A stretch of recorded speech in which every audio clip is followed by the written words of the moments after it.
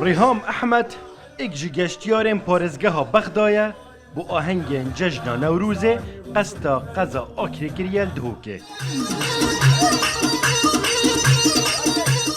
لگل کسو کارین خو هات یا هاوینگه ها گل یزن تا یا گوزاری سقای گلی و او آواسار کشو هوا که گرم بو گشتیاران پیدا کریه. طبعا الاجواء كلش حلوه ولطيفه. کشوهای ویری گلک خوشه. ام گشتیارن جبغده هاتینه. زوربه جاران ام دهینه پارزگاه دهوکه. خلکی هاتیه ویری دا کشوهای خوی روزانه بگورن.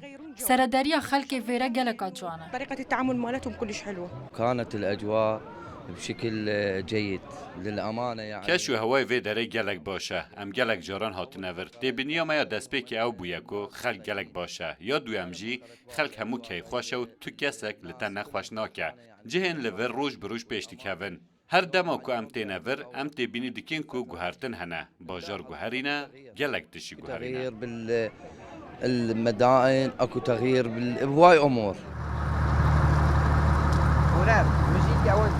رجا هاتنا گشتیاران ده اف سالا دا براورد دگل پارسال پتر تهنه دیتن.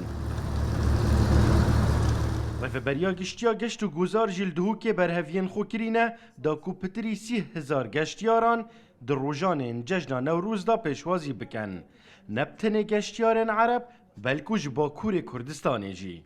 توقعت كان كو في نوروزي روجانا 3000 كاس داخلي بارزگاه دهوكي بت شوان جي قالك جي دي خلكي باكور بن يعني بار نزيكي 3000 كساكي هاد بون خلكي باكور توقعت كان إصالة أو رجدي زادتر ليت چانگو هيفانها الويفي صفا لما مع عقدك القلوان تشيكري كو رجا قشتيارا بما بين بارزگاه دهوكي فتوقعت ما دي جماروان زادت ليت